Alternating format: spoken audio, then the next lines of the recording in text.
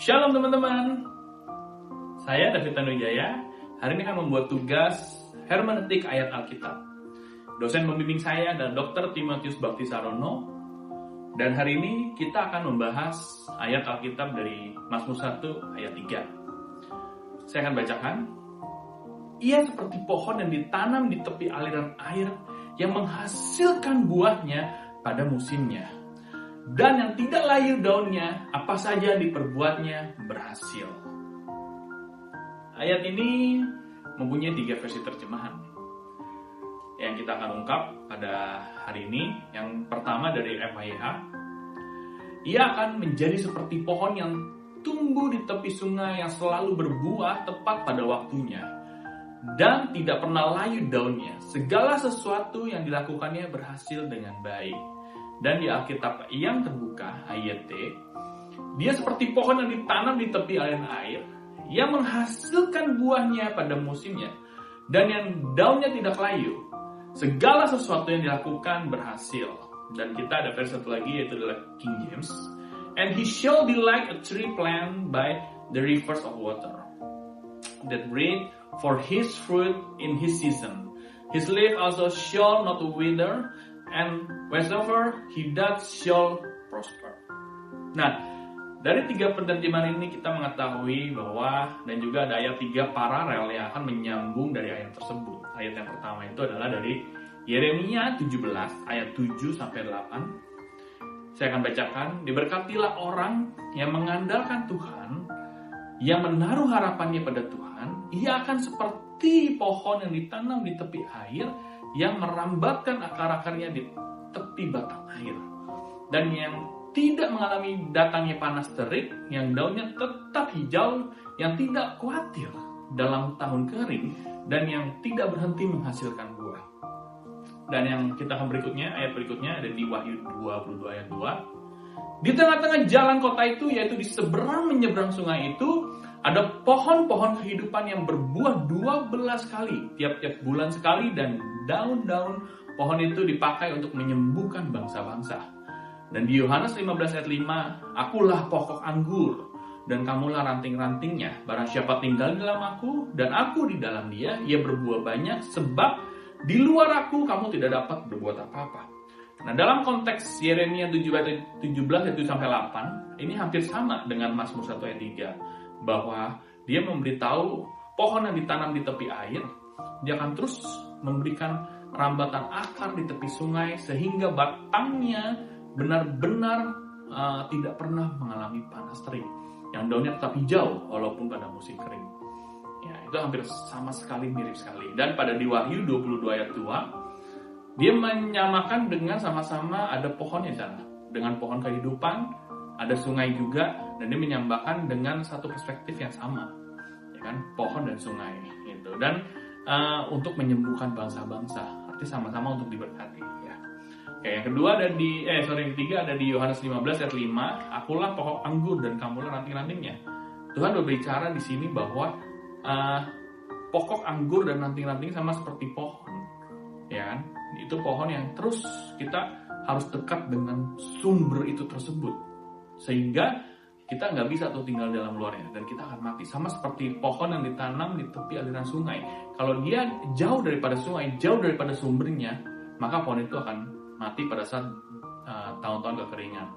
Nah, oke. Konteks histori berikutnya adalah di Mazmur 1, ya, sering dianggap sebagai pembukaan kitab Mazmur, sebagai semacam tafsiran pengantar bagi seluruh Mazmur. Menetapkan tema dasar, jalan orang benar versus jalan orang fasik. Dalam tradisi Yahudi, Mazmur 1 menunjukkan hubungan erat antara kebenaran dan keadilan dengan Taurat, hukum ajaran Allah. Bagi pembaca Yahudi zaman kuno, meditasi atas hukum Tuhan adalah inti kehidupan saleh. Dalam tradisi Kristen, kemudian Mazmur 1 sering dilihat secara kristologis sebagai gambaran orang hidup dalam Kristus atau kontras antara Adam dan Kristus. Dan kita bisa melihat di ayat sebelumnya, ayat 2, kenapa kita bagaikan pohon yang di tepi aliran sungai yang buahnya tidak pernah kering. Karena apa? Karena kita selalu dekat dengan intinya, dengan Bapa, dengan firman. saat kita merenungkan firman, saat kita bermeditasi, saat kita mendekatkan diri kepada Tuhan, dekatkan diri kepada sumber, kita bagaikan pohon yang terus dan terus tidak pernah berhenti menghasilkan buah. Buahnya apa? Buahnya bukan buah-buah materi, bukan buah-buah yang membuat hidup kita enak. Bukan, tetapi buah itu adalah buah terus berkali lipat menjadi orang-orang yang mengerti firman Tuhan dan mau melakukannya. Oke? Nah, berikutnya saya akan menjelaskan di makna teologis. Orang benar ditanam oleh Tuhan, bukan tumbuh sendiri. Ya, ini tanda kutip yang bagus ya. Orang benar ditanam oleh Tuhan, bukan tumbuh sendiri. Ya, kalau dia tumbuh sendiri sama saya mengandalkan kekuatannya sendiri, bukan mengandalkan kekuatan Tuhan. Melainkan sengaja ditempatkan di sumber kehidupan rohani, yaitu firman Allah dan kasih karunia Allah, sehingga dia dapat bertumbuh tegak dan kuat dan akarnya kokoh, yaitu apa? Firman Tuhan. Ya. Berikutnya adalah air. Air sama dengan firman Allah. Ya. Aliran air melambangkan pemeliharaan terus-menerus dan dari firman Tuhan yang memberi kekuatan dan kesegaran rohani. Kalau tanpa air itu kita akan mati, ya kan? Dan Tuhan selalu membilang bahwa adalah air kehidupan yang tidak pernah berhenti. Bukan air yang dalam arti minum yang kita harus minum, tapi adalah air yang terus membuat diri kita segar. Karena tanpa firman itu kita akan terus diintimidasi oleh si iblis itu, ya. Dan buah pada waktunya, kehidupan orang benar menghasilkan buah rohani sesuai musim yang ditentukan Allah, bukan instan, ya, bukan instan. Tuhan sangat menikmati proses. Ingat teman-teman, garis bawahi bahwa Tuhan sangat menikmati proses. Ya. Proses itu nggak sangat gampang untuk kita lewati. Saya pun masih hari ini diproses Tuhan. Ya, terus berjuang bagaimana hidup kita Tuhan tempa, Tuhan berikan yang terbaik supaya apa? Hidup kita terus berubah dan berbuah menjadi Tuhan inginkan, serupa dengan Yesus. Dan yang keempat, daunnya tidak layu, menandakan vitalitas dan ketekunan rohani. Tidak mudah goyah dalam pencobaan, ya. Karena apa? Kita selalu dekat dengan sumber. Tapi kalau kita jauh daripada sumber, impitan, kekhawatiran terus akan datang dalam hidup kita. Dan yang terakhir, ayat kelima, apa yang diperbuatnya berhasil. Nah, ini orang demen sekali dengar ini. Karena apa? Diperbuatnya berhasil. Tetapi bukan dalam arti berhasil itu adalah berhasil konteksnya itu terus duniawi, ya, melainkan jalan hidupnya, ya, jalan hidupnya diberkati Tuhan dan diarahkan untuk tujuan yang benar. Itu yang tepat. Diberbuatnya berhasil, Tuhan ingin buat dia berhasil, dan Tuhan tidak ingin melihat anak-anaknya susah. Itu pasti. Dan pertolongan Tuhan tidak akan membuat kita malu, teman-teman. Tapi apa? Kita mau mengandalkan Tuhan. Dan berhasil itu adalah rencana Tuhan yang berhasil, bukan rencana kita manusia. Ya. Oke. Berikutnya, ada 3 komentar Mazmur yang bagus. Kita ambil dari Matthew Henry Commentary. Ya. Orang benar digambarkan seperti pohon subur karena hidupnya berakar dalam firman Allah. Yang kedua, saya bisa ambil dari Barnes Notes. Daun tidak layu. Gambaran ketekunan, kesegaran rohani, dan kekuatan yang berkelanjutan. Ya, yang ketiga dari Gill's Exposition, pohon melambangkan orang percaya yang berbuah melalui Roh Kudus, bukan usaha manusia semata. Ya, oke. Nah, saya akan bacakan dari Hebrew-nya. Ya.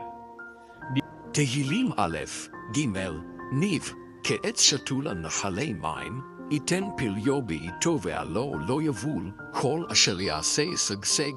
Jelas, ya. Makna-makna dari kata kunci ini adalah pohon, ya. Syatul ditanam pasif, ya. Artinya ditempatkan dengan sengaja. Ditempatkan dengan sengaja, bukan liar. Oke? Nah, ini adalah salah satu singkat aja dari translation dari Hebrew, ya. Oke? Berikutnya 3 novelty yang kita akan bahas di sini, ya. 1, spiritual sustainability. Ayat ini bukan sekedar metafora berbuah rohani, tetapi menekankan daya tahan rohani di tengah perubahan musim kehidupan. Yang kedua, relasi dengan sumber hidup, ya. Air bukan hanya simbol berkat, tetapi gambaran koneksi langsung dan terus-menerus dengan firman, bukan suplai musiman. Yang ketiga, ekologi iman. Pohon dalam Mazmur 1 ayat 3 bukan individu yang pasif, melainkan bagian dari ekosistem iman, akar dan dasar kebenaran, batang karakter, buah kesaksian hidup. Ya, saya ulang lagi, akar sama dengan dasar kebenaran, batang karakter, buah dan kesaksian hidup. Ya, nah ini saya akan bahas tentang aplikasi kehidupan. Ya, teman-teman. Yang pertama adalah kita bisa bahas dari hidup dekat dengan sumber air, yaitu firman Tuhan. Ya, seperti pohon yang kuat karena ada di tepi aliran air, kita juga butuh terus berakar dalam firman Tuhan. Melalui apa? Membaca, merenung, dan melakukan. Ya. Prakteknya, kita harus benar-benar menyediakan waktu harian untuk renungan Alkitab. Ya, jadi bukan pada saat kita ibadah aja nih. Ya. Contoh, kalau kita hanya ibadah pada saat Minggu, ya itu kita hanya melakukan ibadah mingguan. Ya, tapi kita harus melakukan ibadah itu setiap hari. Daily, membangun mesbah Tuhan, membaca, merenungkan, dan kita bisa mempunyai waktu-waktu yang khusus buat Tuhan. Itu sangat indah banget. Ya, yang kedua, menghasilkan buah pada waktunya. Ya, buah rohani, kasih, sukacita, kesabaran, dan lain-lain tidak muncul sekaligus, ya teman-teman. Tapi sesuai proses dalam musimnya. Prakteknya, jangan banding pertumbuhan iman kita dengan orang lain, ya teman-teman. Terus setia, dan kita akan melihat buah dalam hidup kita. Jangan pernah membandingkan hidup kita dengan hidup orang lain, ya teman-teman. Karena apa? Saat kita melihat hidup orang lain, seakan-akan tuh, wow lebih bagus, atau wow lebih keren, atau wow lebih ini, ya. Ternyata dia dalamnya tidak sesuai dengan apa yang Tuhan inginkan, ya teman-teman. Jadi terus gumuli hidup kita bersama dengan Tuhan. Apa sih yang Tuhan pengen dalam hidup kita? Dan saat Tuhan memakai hidup kita, pasti akan terasa keren sekali. Ya. Yang ketiga, daun tidak layu, konsisten iman. Hidup orang percaya seharusnya tidak mudah layu oleh masalah, pencobaan, dan tekanan hidup. Ya, prakteknya apa nih? Dalam masalah keuangan, keluarga, pekerjaan, tetap percaya pada Tuhan. Ya teman-teman, saya pun juga masih dalam tahap terus dibentuk oleh Tuhan. Ya, kita harus mengingat dari 4 benih yang ditanam Tuhan. Ya. Benih yang satu ini tumbuh di antara semak belukar. Iman ini bertumbuh dengan himpitan dunia. Saat kita bisa melewati himpitan ini, kita menjadi akar-akar dan tumbuhan yang kuat. Percaya sama saya teman-teman.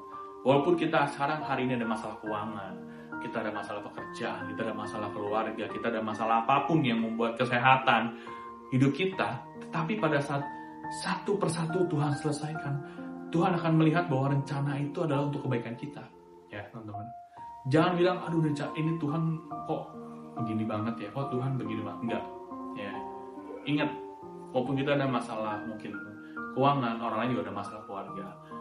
Saat kita mungkin ada masalah keluarga, ada masalah keuangan, Tuhan membentuk iman kita sesuai apa yang Tuhan mau, gitu. Karena nggak mungkin pada saat kita berdoa sama Tuhan, Tuhan tolong bereskan keuangan saya, Tuhan tolong bereskan, saya pengen bereskan keuangan saya. Tuhan kasih ujiannya kesabaran, kan nggak mungkin. Tuhan kasih ujiannya kesetiaan, kan nggak mungkin. Tapi pada saat kita berdoa minta Tuhan masalah keuangan, pasti akan datang ujian keuangan. Yang teman-teman harus tetap kuat, ya, karena iblis terus mau menghancurkan hidup kita. Oke? Yang keempat, apa yang diperbuatnya berhasil? Kesuksesan di sini bukan hanya materi, tapi hidup yang sesuai dengan kehendak Tuhan, penuh damai sejahtera dan berdampak bagi orang lain. Ya, prakteknya apa? Sebelum ambil keputusan, ingat ini keputusannya untuk diri kita apa untuk orang lain. Gitu. Karena apa? Semakin banyak kita belajar mempunyai hikmat dari Tuhan, kita akan banyak memikirkan tentang orang lain. Gak mudah teman-teman. Karena apa? Kebanyakan manusia sekarang ini hanya memikirkan dirinya sendiri. Penting dirinya, keluarganya, dirinya dan keluarganya. Dan akhirnya tamak, akhirnya terjadi korupsi, tidak mau lagi peduli, menutup diri. Itulah orang-orang yang berbuatnya berhasil, tetapi dia hanya mau untuk diri sendiri. Dan itu akhirnya termasuk sebagai zona nyaman. Hati-hati teman-teman. Ya, karena seperti kita menggenggam duri. Bisa nggak kita mengalami sakit sekali? Dan itulah Tuhan titipkan buat kita. Buat apa? Untuk orang-orang itu bisa menang dan bisa melihat Tuhan dalam hidup kita. Ya teman-teman, yang kelima, yang terakhir. Hidup yang jadi berkat bagi orang lain. Pohon yang sehat memberi buah dan keteduhan. Begitu juga orang benar yang menjadi saluran berkat. Prakteknya tunjukkan kasih Kristus lewat tindakan-tindakan sederhana dan menjadi teladan bagi semua orang. Bukan hanya di gereja, bukan hanya saat pelayanan, bukan hanya pada saat kita lagi ada dekat dengan tim gereja, tapi pada saat kita di luar, di pekerjaan, di bisnis kita. Itulah ujian terbesar dalam hidup kita. Kita bisa nggak menjadi teladan bagi mereka? Kita bisa nggak terus memberikan dampak dalam hidup mereka? Dan itu tidak mudah, teman-teman. Karena apa? Iblis tidak hanya tinggal diam buat hidup kita. Dia pasti terus akan mencoba mendorong kita supaya kita jatuh. So, teman-teman, hari ini yang lagi pergumulan, yang lagi terus mengalami struggle dalam hidupnya, ayo sama-sama kita mau belajar dari Mazmur 1 ayat 3. Dan jangan lupa teman-teman, di Mazmur 1 ayat 2-nya itu adalah inti dari untuk kita ke ayat 3. Ya teman-teman, kita nggak bisa nih ke ayat 3 kalau kita tidak melakukan ayat 2. So, ayat 2-nya apa? Langsung aja kalian baca dan kalian renungkan. Itu teman-teman dari saya. So, terima kasih buat teman-teman yang telah menonton. Jangan lupa like, komen, dan subscribe. Dan terus dukung kami di STT Ekumene biar terus kita mahasiswa-mahasiswa ini menjadi dampak bagi semua orang. Tuhan Yesus memberkati. Sola Gracia.